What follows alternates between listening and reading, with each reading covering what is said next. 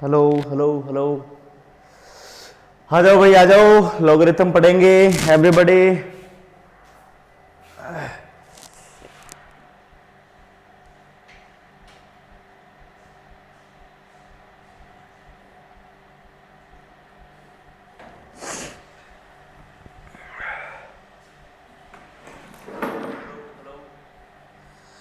आ जाओ भाई आ जाओ, लॉगरिथम पढ़ेंगे।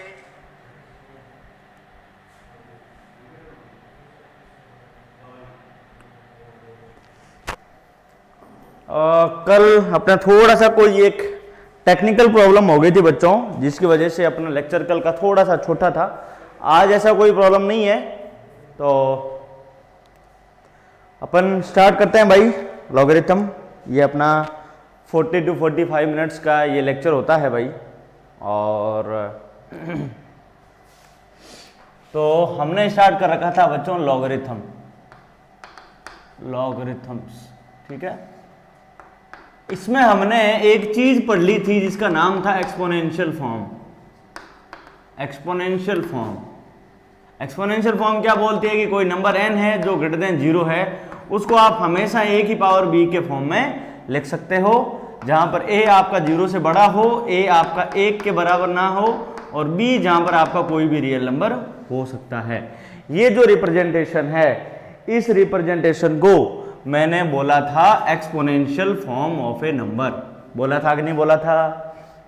इसमें मैंने आपको बहुत अच्छे समझाया था कि ए पॉजिटिव क्यों होना चाहिए, ए आपका 1 के बराबर क्यों नहीं होना चाहिए, क्या क्या दिक्कतें थी, फिर एन आपका पॉजिटिव कैसे हो गया था। ये हमने सारी की सारी जो शर्तें थी वो हमने एक एक करके यहाँ पे टेस्ट करके आपको दिखाई थी और आपको समझ में भी आई थी, ठीक है।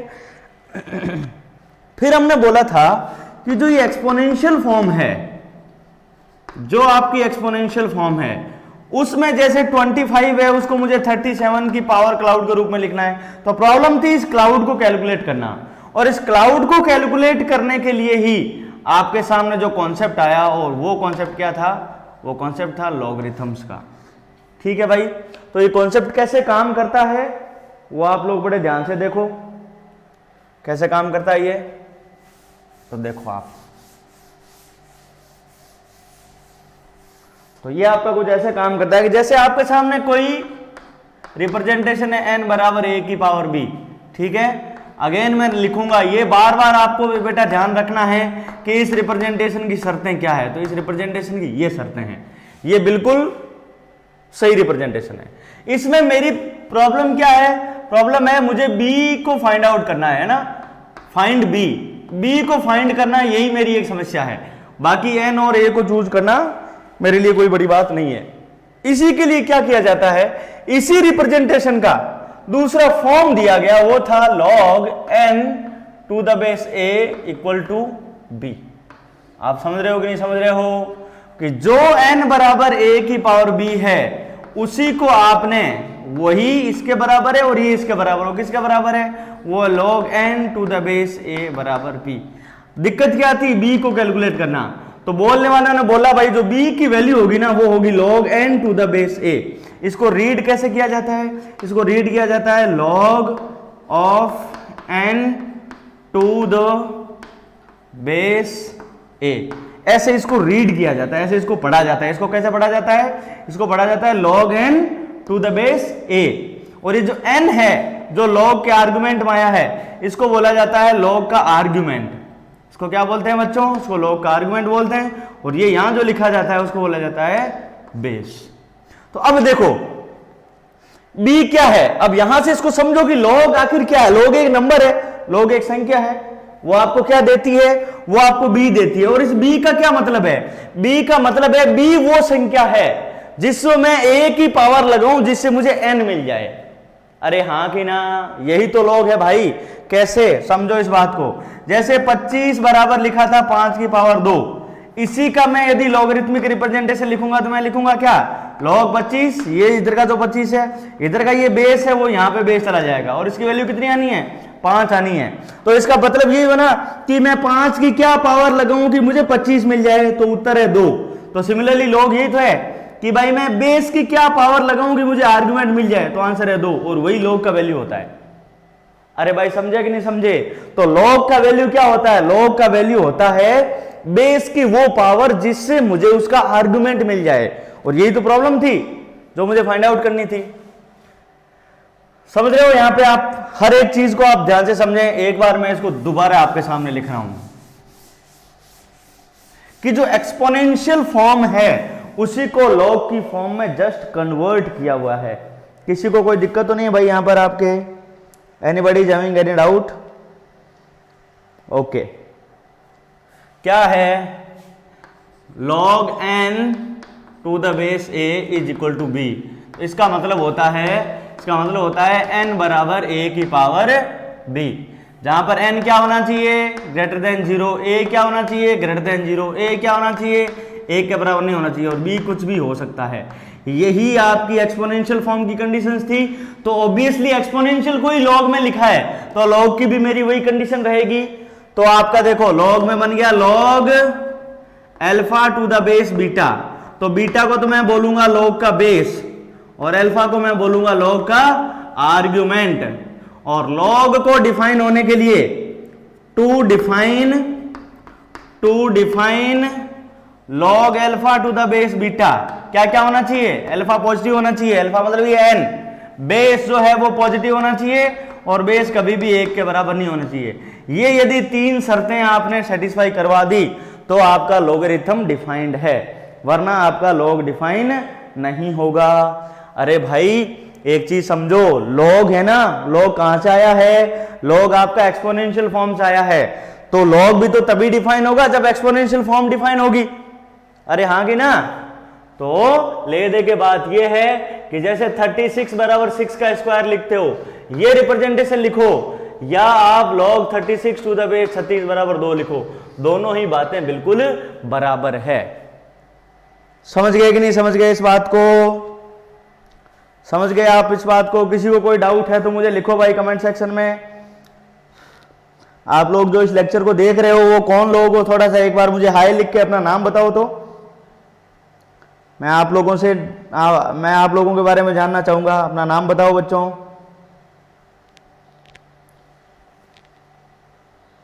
हेलो, जो भी आप 3 बच्चे 4 बच्चे जो देख रहे हो, एक बार अपना बच्चों नाम बताओ तो, अपना थोड़ा इंट्रोडक्शन दो, कौन हो, कहां से हो, थोड़ा मैं आप लोगों से बात करना चाहता हूं। नोबडी? ओके, आप अपना नाम नहीं बताना चाह रहे हो, बहुत बढ़िया, कोई दिक्कत नहीं। तो भाई अब देखो ये चीज, तो अब बात ये है आपके सामने कि आपके सामने लिखा हुआ है log a to the base b।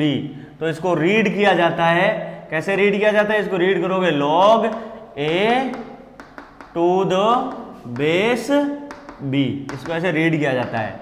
और ये क्या है? It is a number, it is a number. क्या है वो number? Number which is raised on b to produce a, ये है वो नंबर है जिसको b के पावर के रूप में रेज किया जाए तो आपको क्या मिल जाए? आपको a मिल जाए। जैसे मैं बोलूं कि log of 36 to the base 6, इसका वैल्यू क्या होगा? तो इसको आप ऐसे इसका वैल्यू बताओगे कि मैं 6 की कितनी पावर लगाऊं कि मुझे 36 मिल जाए। तो 6 की कितनी पावर लगानी पड़ेगी? 2 पावर लगानी पड़ेगी। तो इसका आंसर कितना आ जाएगा? 2। यहां तो आपने इसको इजीली बता दिया। मान लो आप नहीं बता पा रहे हो, आपके सामने लिखा हुआ है log 36 टू द बेस 6, इसकी वैल्यू क्या है? तो आप मान लो इसकी वैल्यू k है। अब इस लॉगरिथमिक फॉर्म को आप एक्सपोनेंशियल फॉर्म में कन्वर्ट करोगे तो ये किसके बराबर है? ये है 36 बराबर 6 की पावर k। 36 को आप 6 का स्क्वायर लिख सकते हो, 6 की पावर k, तो k का वैल्यू कितना आ गया? 2। और वही तो log का वैल्यू था, इसका आंसर कितना आ गया? 2। एक चीज ध्यान रखना बच्चों कि ये लॉगरिथमिक फॉर्म थी, इसको मैंने बदला है एक्सपोनेंशियल फॉर्म में। तो log को एक्सपोनेंशियल फॉर्म में बदलने को ही, इस ऑपरेशन को बोला जाता है एंटी लॉग लेना। इसको क्या बोला जाता है बच्चों? एंटी लॉग लेना। और यहां से यहां तक आने को बोला जाता है बच्चों लॉग लेना। समझ गए ना? बहुत जगह बुक्स में लिखा जाता है आप इसका एंटीलॉग बताओ। एंटीलॉग का कुछ मतलब नहीं है, एंटीलॉग का मतलब है लॉगरिथम से एक्सपोनेंशियल फॉर्म में जाना, और एक्सपोनेंशियल फॉर्म से लॉगरिथमिक फॉर्म में आने का मतलब होता है लॉग की फॉर्म में आना या लॉग ले लेना। आप समझ गए इस बात को?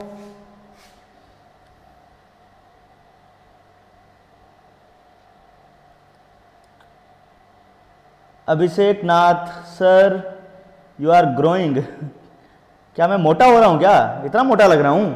ठीक है भाई, आजकल एक्सरसाइज नहीं कर पा रहा हूँ मैं। ऑसम, ओके, थैंक यू भाई। देखो आप इन चीज़ों को समझो यहाँ से।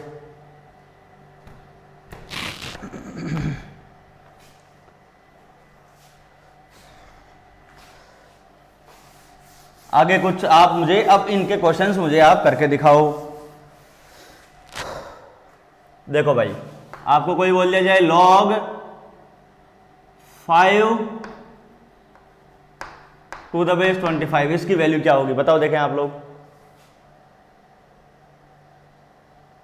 इसका आंसर बताओ आप मुझे, सारे लोग इसका आंसर बताएंगे मुझे।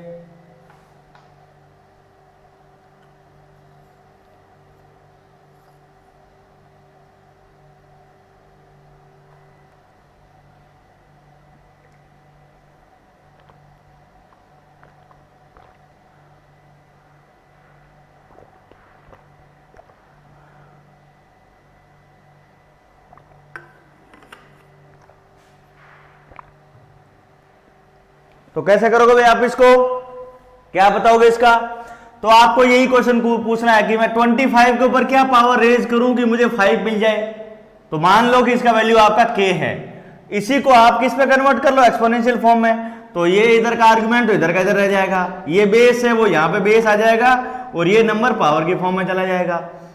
तो ये देखो 5 की पावर 1 लिखा है, 25 को मैं क्या लिख सकता हूँ, 5 की पावर 2 और इसकी पावर k, और 5 की पावर 1 इज इक्वल टू ये कितना आ गया, 5 की पावर 2k, क्योंकि पावर मल्टीप्लाई हो जाती है।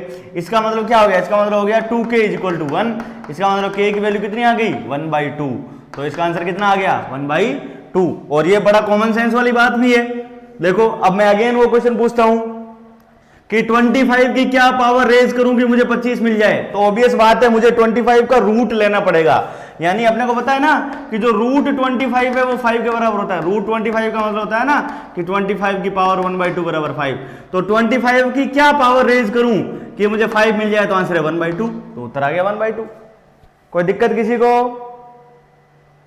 कोई दिक्कत नहीं होनी चाहिए भाई यहाँ पे आपको। और मुझे यहाँ पे आप 1-2 क्वेश्चन करके दिखाओ, देखें सिंपल सिंपल से कुछ क्वेश्चंस आप मुझे करके दिखाओ, है ना।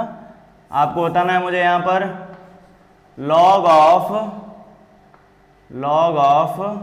6 और इसका बेस है रूट का 36। बताओ देखें आप इसका, मुझे इसका आंसर बताओ आप एवरीबॉडी।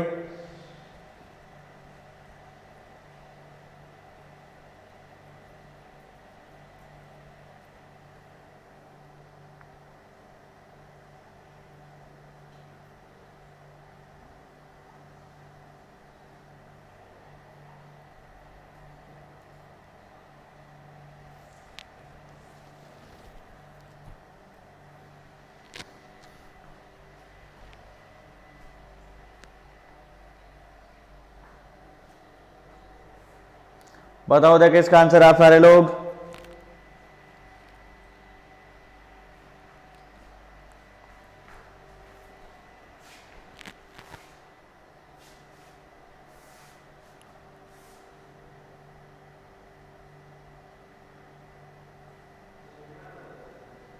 आंसर दो भाई।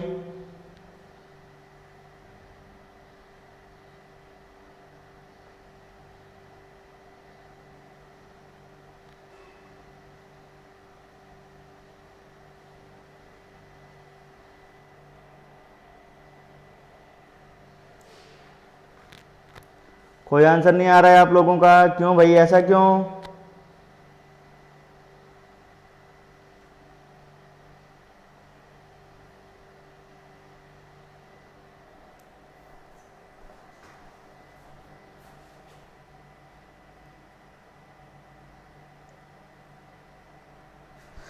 चलो मैं ही बताता हूं भाई। इसका मतलब है कि √36 की मैं कितनी पावर रेज करूंगी मुझे 6 मिल जाए, तो माना कि वो वैल्यू k है, तो 6 बराबर कितना आ गया √36 की पावर k। इधर तो 6 है, 6 की पावर 1। 36 को अब 36 का रूट है, इसका मतलब क्या है 36 की पावर 1/2 है, और इसका मतलब क्या है, इसका मतलब पावर k है। ओके 36 का रूट क्या होता है 6, तो 6 की पावर k बराबर 6, तो आपका क्या आ गया 1, तो k बराबर कितना आ गया 1, तो इसका आंसर कितना आ गया 1। और ये तो ऑब्वियस बात है ना यार, लिखने वाले ने ये क्या लिखा हुआ है, ये लिखा हुआ है log 6 to the base 6, यही तो लिखा हुआ है। तो आपको कोई पूछे कि 6 पे मैं कितनी पावर लगाऊंगी मुझे 6 मिल जाए, तो आंसर एक ही है ना, पावर 1 करना पड़ेगा। तो यहां से देखो आपकी एक log की प्रॉपर्टी भी बन गई, log a to the base a, इसका वैल्यू कितना आता है हमेशा 1, यानी log का आर्ग्यूमेंट और log का बेस यदि इक्वल हो जाए तो उसकी वैल्यू हमेशा कितनी आएगी, हमेशा 1 आएगी। वैसे मैं आगे आपको log की प्रॉपर्टीज पढ़ाने वाला हूं, लेकिन फिर भी आप इसको ध्यान में रख सकते हो अभी से, ठीक है। ये सारी प्रॉपर्टीज यहीं से बनती है। और देखो देखें आप लोग,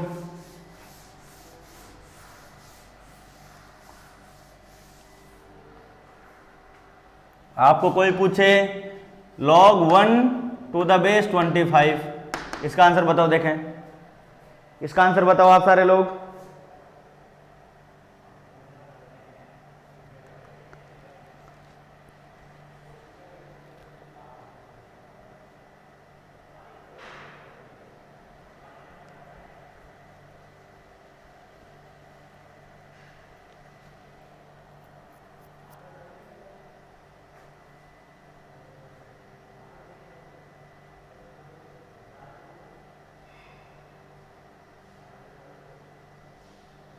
ये बताओ भाई आप लोग, तो ये भी बहुत आसान है यार। आपको पता है कि 25 की क्या पावर रेज करूं कि मुझे 1 मिल जाए, तो आपको पता है कि 25 की पावर 0 होता है, वो 1 होता है, तो इसका आंसर कितना आ जाएगा 0। तो आज के बाद एक प्रॉपर्टी और बन गई कि log 1 to the base anything is equal to 0। log 1 की वैल्यू हमेशा कितनी आती है 0 आती है भाई, ठीक है। आगे जैसे आपको कोई पूछे कि log of -5 to the base 2, इसकी वैल्यू कितनी आएगी, इसकी वैल्यू कितनी आएगी, तो आपको पता है कि log ऑफ नेगेटिव नंबर क्या होता है, अनडिफाइंड होता है, तो इसका आंसर आएगा अनडिफाइंड। इसकी कोई वैल्यू नहीं आ सकती क्योंकि नेगेटिव नंबर का log डिफाइंड नहीं होता है। आपको कोई बोलेगी log 25 to the base 1, इसकी वैल्यू कितनी आएगी, इसकी वैल्यू कितनी आएगी, ये भी क्या होता है, ये भी अनडिफाइंड होता है। और बच्चों ये अनडिफाइंड क्यों होता है, यहां से आप इसका लॉजिक भी समझ सकते हो। कैसे, तो वो ऐसे देखो, आपको पता है कि 2 की क्या पावर लगाऊं कि मुझे -5 मिल जाए।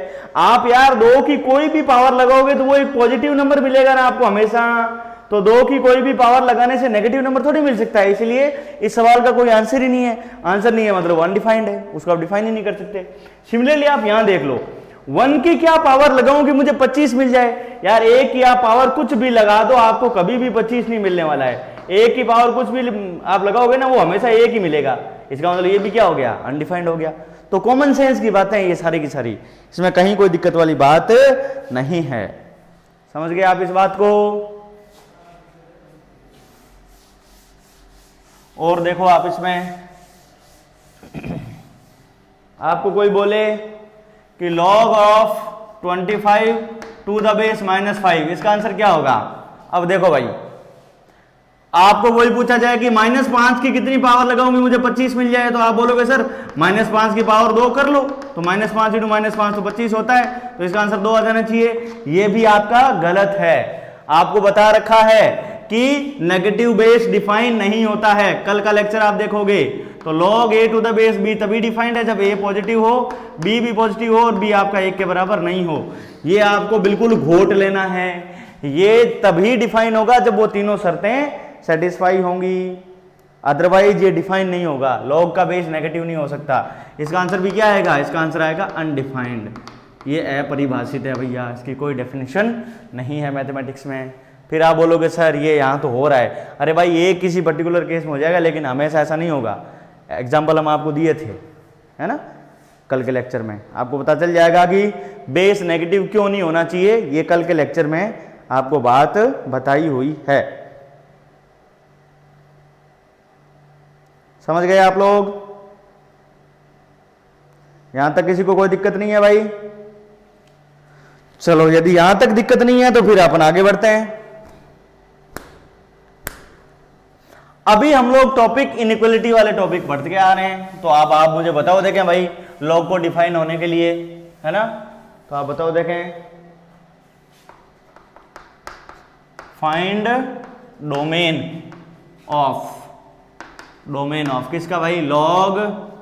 Log of x square plus x plus 1 upon x square minus 1। ठीक है, सॉरी, ये लॉग है x square plus x plus 1 और इसके बेस में है एक्स स्क्वायर माइनस 1। इसकी आपको डोमेन बतानी है। डोमेन का क्या मतलब होता है? डोमेन का मतलब होता है कि एक्स की क्या वैल्यू होनी चाहिए जिसके लिए कि ये मामला डिफाइन हो जाए। इसको परिभाषित होने के लिए एक्स की क्या वैल्यू होनी चाहिए, बताओ देखें भाई इसकी डोमेन आप सारे लोग।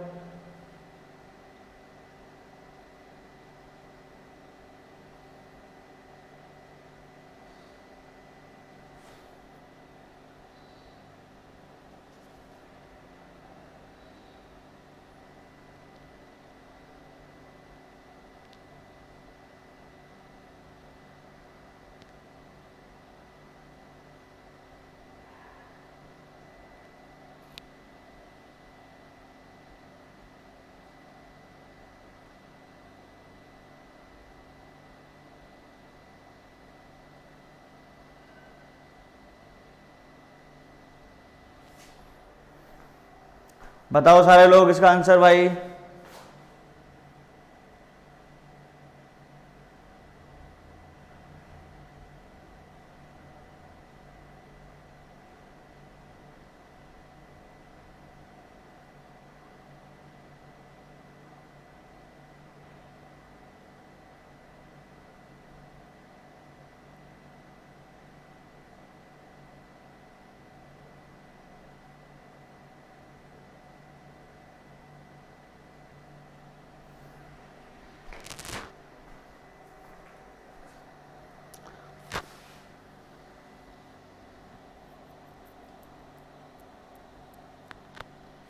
बताओ देखें आप लोग भाई।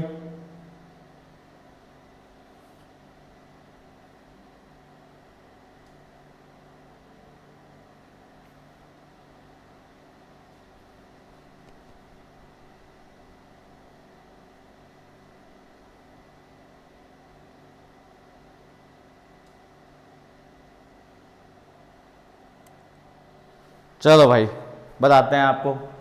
तो लॉग को डिफाइन होने के लिए उसका जो आर्ग्यूमेंट है वो क्या होना चाहिए? X square plus x plus 1 positive होना चाहिए, एक्स स्क्वायर माइनस 1 वो भी पूछ रहे होना चाहिए, एक्स स्क्वायर माइनस 1 आपका 1 के बराबर नहीं होना चाहिए। ये तीन शर्तें यदि आपने मनवा दी तो लॉग डिफाइन अपने आप हो जाएगा। यही लॉग को डिफाइन होने की शर्तें होती है भाई। तो देख लो भाई, अब ये अपनी है condition number 1, condition number 2, condition number 3। देखो भाई x square plus x plus 1, देखो आप x square plus x plus 1 ये कैसा है? ये एक क्वाड्रेटिक एक्सप्रेशन है भाई, ये मेरा एक क्वाड्रेटिक एक्सप्रेशन है। अब क्वाड्रेटिक एक्सप्रेशन के लिए अपने को पता है स्टैंडर्डाइजेशन कैसे करते हैं, इसका कोएफिशिएंट 1 बनाते हैं, वो ऑलरेडी 1 है, अपन इसका डी चेक करते हैं। तो डी कितना होता है भाई? बी स्क्वायर माइनस 4ac, तो 1 माइनस 4ac, तो ये कितना आ गया? -3। तो इसका a पॉजिटिव है और d नेगेटिव है। a का मतलब क्या होता है? जैसे ये होता है ना ax square plus bx plus c। इस क्वाड्रेटिक एक्सप्रेशन में यदि a पॉजिटिव हो और d नेगेटिव हो, तो यदि आपने क्वाड्रेटिक इक्वेशन पढ़ रखी है जिसका ग्राफ कुछ ऐसा आता है और ये एक्सप्रेशन हमेशा पॉजिटिव होता है for all x belongs to r। तो सिमिलरली ये चीज है। तो इसका मतलब हो गया कि जो x square plus x plus 1 है ना, वो तो पॉजिटिव होगा x की सभी रियल वैल्यूज के लिए। समझ गए कि नहीं समझ गए? ये एनालिसिस आपको समझ आ रहा है? तो पहला तो बोलेगा भाई मुझे कभी दिक्कत नहीं है, आप x का चाहे जो मर्जी वैल्यू डाल लो। तो पहले का तो पहली कंडीशन का आंसर आ गया x बिलोंग्स टू r। भाई मैं तो हमेशा ही पॉजिटिव हूं, मुझे कोई दिक्कत वाली बात नहीं है। ये एनालिसिस आपको समझ में आना चाहिए। जो मेरा इनइक्वालिटी का जो लेक्चर है उसमें भी मैंने आपको ये चीज समझा रखी है। और यदि किसी ने 11th पास कर रखी है, किसी को क्वाड्रेटिक इक्वेशन आती है, तो वो इस बात को जरूर अब तक तो समझ ही गया होगा। ठीक है, फिर भी आपको दिक्कत आ रही है तो मेरा जो पहले वाला लेक्चर है ना इनइक्वालिटीज करके, उस लेक्चर में आपको अच्छे से समझा रखा है क्वाड्रेटिक इनइक्वालिटीज के बारे में। एक बार आप वो लेक्चर जरूर देखें, आपको समझ में आ जाएगा। तो पहला वाला आपको समझ में आ गया भाई, पहली शर्त हमने मनवा दी। पहली शर्त के अनुसार तो x के ऊपर कोई रेस्ट्रिक्शन नहीं आया, x का आप कोई भी वैल्यू रखो, पहला वाला एक्सप्रेशन तो हमेशा वैलिड है। दूसरा वाला क्या है भाई, x square minus one positive होना चाहिए। एक्स स्क्वायर माइनस वन क्या होना चाहिए, पॉजिटिव। तो इसको फैक्टराइज कर लो, x minus one x plus one, ये पॉजिटिव होना चाहिए। ये तो सिंपल आपका माइनस वन और वन, तो प्लस माइनस प्लस, कौन सा ये वेविकोर मेथड, सिंपल सा। और इसको पॉजिटिव चाहिए तो पॉजिटिव कहाँ है, इधर और इधर है। तो एक्स का वैल्यू क्या आ गया, x belongs to minus infinity से माइनस वन यूनियन वन से इन्फिनिटी। अरे हाँ कि ना। तो दूसरी जो आपने शर्त बनाई उसके लिए एक्स का इंटरवल आ गया क्या, माइनस इन्फिनिटी से minus one union one two infinity. अब तीसरी को मना लेते हैं। तीसरी क्या बोलती है कि एक्स स्क्वायर माइनस वन जो है ना वन के बराबर नहीं होना चाहिए। तो तुम ये देख लो कि x square minus one one के बराबर कब है, तो x square equal to two. तो एक्स का वैल्यू कितना आ गया, प्लस माइनस रूट टू। यानी एक्स का वैल्यू यदि प्लस माइनस रूट टू हुआ तो वो वन के बराबर हो जाएगा। इसने बोला है वन के बराबर नहीं होना चाहिए, इसका मतलब जो एक्स का वैल्यू है वो भी मेरा प्लस माइनस रूट टू के बराबर नहीं होना चाहिए। तो ये देखो मैंने तीनों की तीनों शर्तों के करस्पॉन्डिंग एक्स का वैल्यू क्या क्या है उसका मैंने इंटरवल फाइंड आउट कर लिया। अब क्योंकि तीनों की तीनों शर्तें वैलिड होनी चाहिए, इसका मतलब इन तीनों में मुझे क्या लेना पड़ेगा, इंटरसेक्शन लेना पड़ेगा। सबको राजी करना है ना, तो सबको राजी कर देते हैं भाई। तो ये देखो आप, है ना।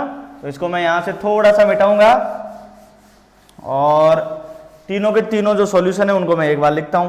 क्या क्या सॉल्यूशन आए थे भाई, देखो आप इसको एक बार मैं यहां से मिटा रहा हूं इसको।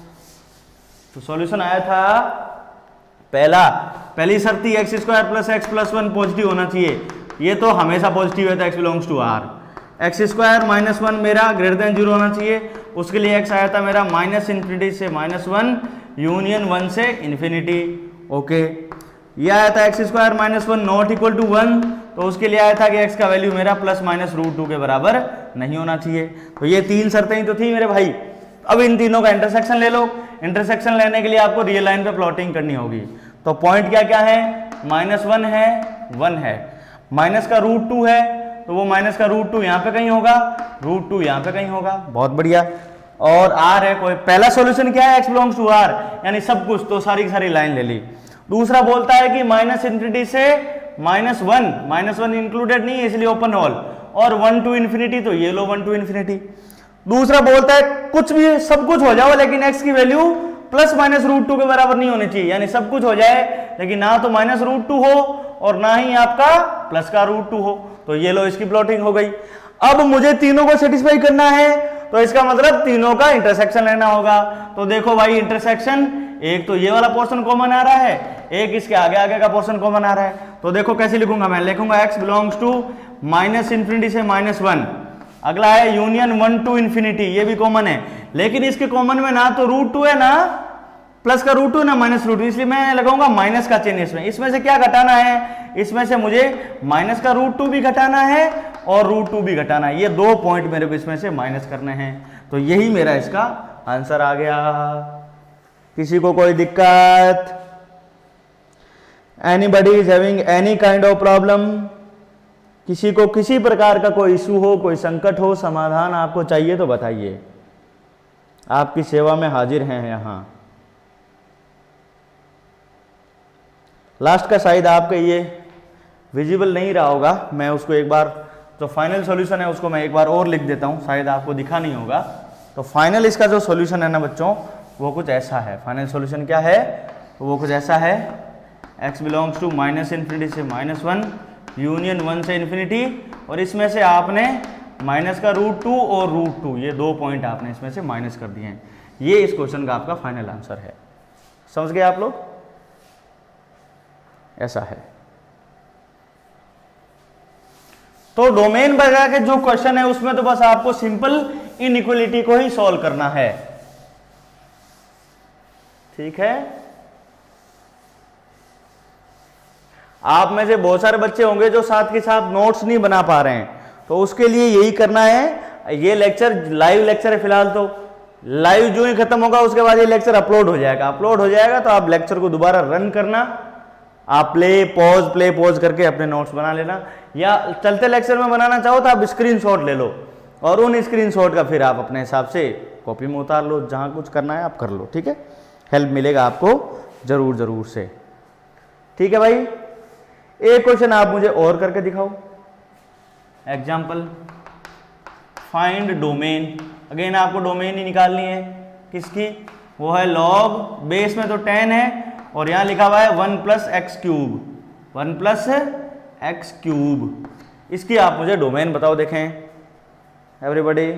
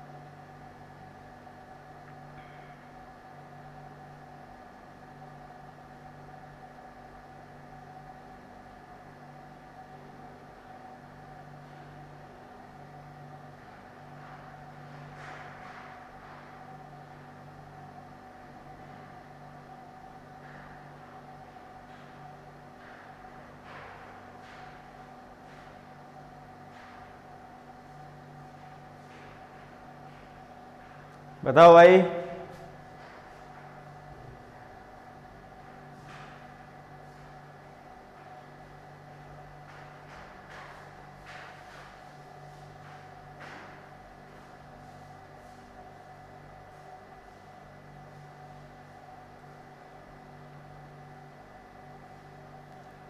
तो देखो यार कुछ नहीं है, बेस तो हमेशा डिफाइंड है, पॉजिटिव ही है, एक बराबर नहीं है। तो कुल मिला आपको ये करना है कि जो 1 + x क्यूब है वो क्या होना चाहिए, पॉजिटिव होना चाहिए।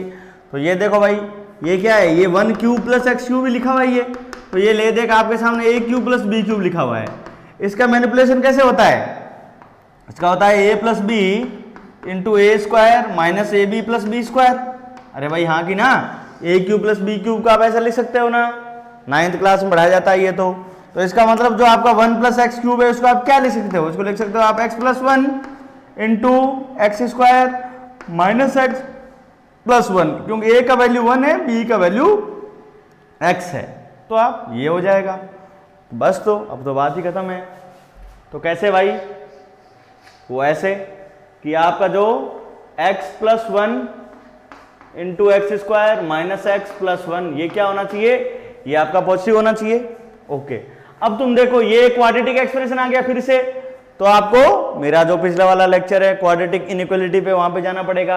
तो ये देखो आप इसको बाहर निकालो, x³ - x + 1, इसका a पॉजिटिव है, इसका d चेक करो। तो d कितना आएगा, b² - 4ac। ये कितना आ गया, 1 - 4 बोले तो -3, यानी d नेगेटिव आ गया। इसका मतलब ये एक्सप्रेशन तो हमेशा पॉजिटिव है, ये तो ऑलवेज पॉजिटिव है, इसको कोई दिक्कत ही नहीं है। तो इसका मतलब इसको तो हटा दो इनइक्वालिटी से। तो इनइक्वालिटी बन गई x + 1 > 0, यानी x should be greater than -1। x की वैल्यू क्या होनी चाहिए, -1 से बड़ी। तो इसका मतलब आंसर क्या आ गया, x बिलोंग्स टू -1 से इन्फिनिटी। ये इस क्वेश्चन का आंसर हो गया। कोई दिक्कत किसी आदमी को, इसका आंसर आ गया x बिलोंग्स टू -1 से इन्फिनिटी। कोई दिक्कत किसी को,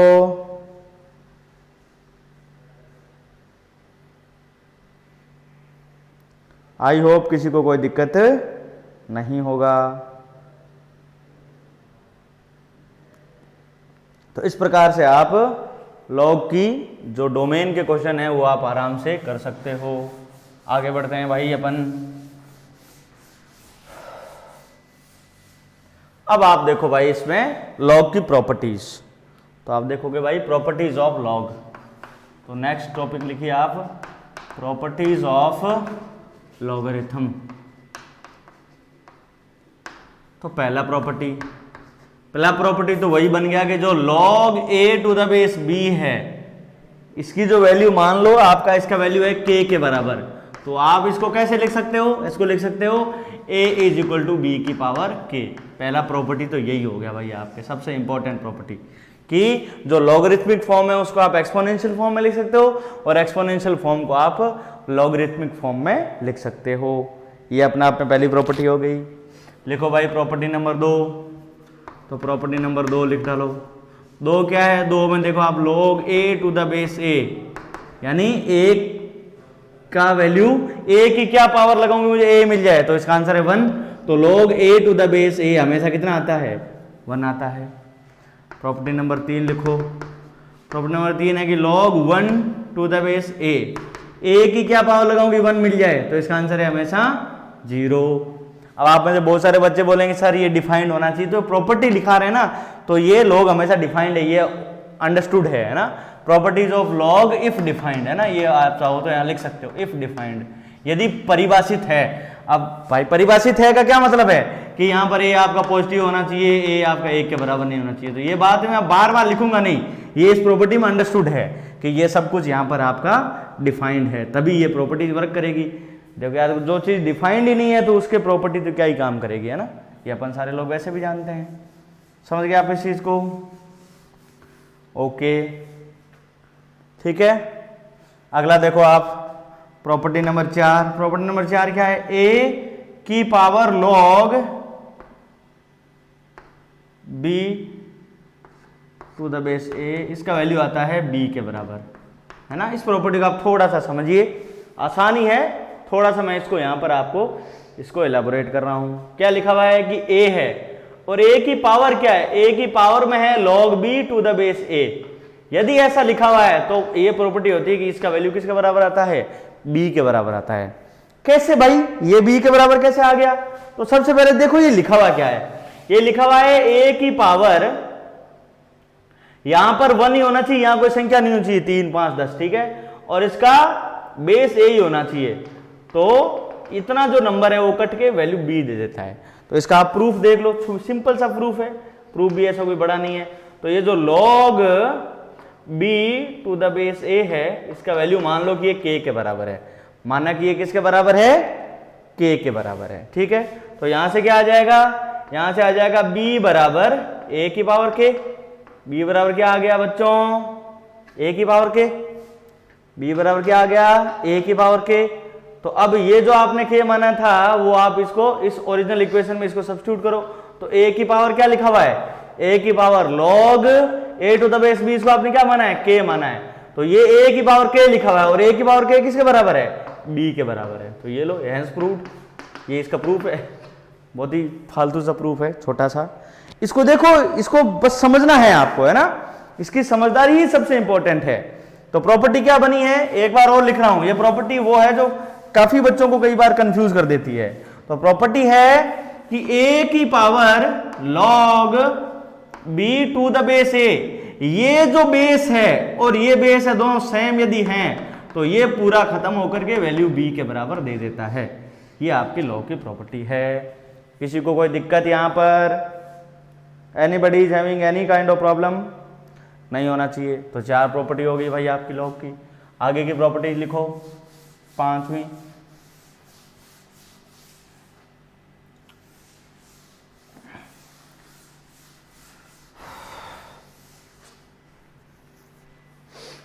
पांचवी प्रॉपर्टी क्या है आपकी, 5वीं प्रॉपर्टी है log b into c to the base a, है ना। 2 नंबर लिखे हुए हैं प्रोडक्ट में, तो देखो इसको कैसे लिख सकते हो, इसको आप लिख सकते हो log b to the base a प्लस log c to the base a, ये प्रॉपर्टी होती है। देखो यही सबसे बड़ा काम है log का। देखो log को पढ़ने का एक रीजन तो वो था कि पावर की वैल्यू निकालना, और दूसरा रीजन ये भी है कि जो log है ना, जो आर्ग्यूमेंट यहां पर किसकी फॉर्म में दिया हुआ है, ये प्रोडक्ट की फॉर्म में है, b इंटू सी दिया हुआ है, उसने इसको किस में कन्वर्ट कर दिया बच्चों, एडिशन की फॉर्म में। ये log का सबसे बड़ा काम होता है कि log जो आर्ग्यूमेंट आपका प्रोडक्ट या मल्टीप्लीकेशन की फॉर्म में होता है उसको वो समेशन की फॉर्म में कन्वर्ट कर देता है। ये लॉग की बहुत बड़ी पावर है और इसकी इसी पावर का फायदा अपन आगे डिफरेंशिएशन में, इंटीग्रेशन वगैरह में उठाएंगे। वरना क्या होता है कि जब फंक्शन प्रोडक्ट के फॉर्म में दिया होता है ना तो उसको डिफरेंशिएट करना बड़ा मुश्किल होता है, लेकिन यदि आप उसका लॉग लेकर के आप उसको सम की फॉर्म में लिख लेते हो तो आप उसको डिफरेंशिएट करना और इंटीग्रेट करना बड़ा आसान हो जाता है ना। ये अपन आगे पढ़ेंगे, लेकिन अभी आप ये समझो कि लॉग का बेसिक काम क्या है। लॉग का बेसिक काम है प्रोडक्ट को एडिशन में कन्वर्ट कर देना। अब ये इसके बराबर हुआ कैसे, तो ये तो बहुत ही आसान है भाई। तो देखते हैं इसका प्रूफ। इसका मैं आपको प्रूफ करवा देता हूं, क्या क्या इसका प्रूफ है। तो प्रूफ देख लो इसका आप। तो प्रूफ के नाम पे आप क्या करो कि log b to the base a है, इसको तो आप मान लो अल्फा, और log c to the base a है, इसको मान लो आप बीटा। तो log की डेफिनेशन से इसमें b की वैल्यू किसके बराबर आ गई, a की पावर अल्फा के, और यहां से c का वैल्यू किसके बराबर आ गया, a की पावर बीटा के। आप इसमें देखो लेफ्ट हैंड साइड, अब देखो आप, अब देखोगे इसका लेफ्ट हैंड साइड में क्या लिखा हुआ है, log a बेस में है, ये BC लिखा हुआ है, BC लिखा हुआ है, इनको मल्टीप्लाई करना है। तो ये वाला लिखा हुआ है log बेस a, BC क्या है, BC है a की पावर अल्फा इंटू a की पावर बीटा। तो ये किसके बराबर है, log a और a की पावर अल्फा इंटू a की पावर बीटा। तो ये क्या हो जाएगा, a की पावर अल्फा प्लस बीटा। तो अब देखो भाई तुम, ये क्या लिखा हुआ है, ये क्या लिखा हुआ है।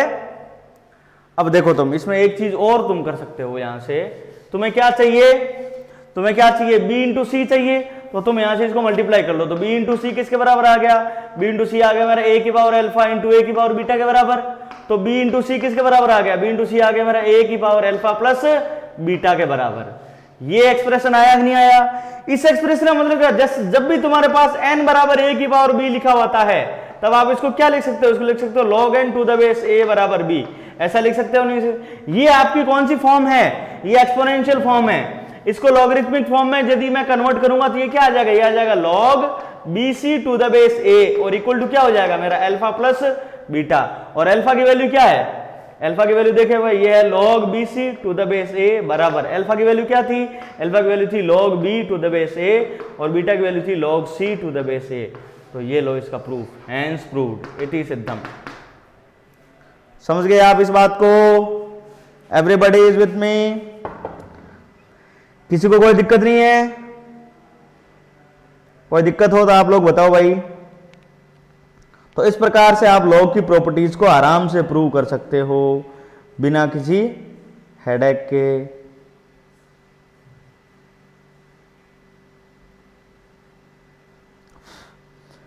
ठीक है बच्चों, तो आगे अपन जो कल का लेक्चर होगा उसमें लॉग की प्रॉपर्टीज के ऊपर अपन और कुछ बातें करेंगे, लॉगरिथमिक इनइक्वालिटीज को भी अपन कल पढ़ेंगे, ठीक है।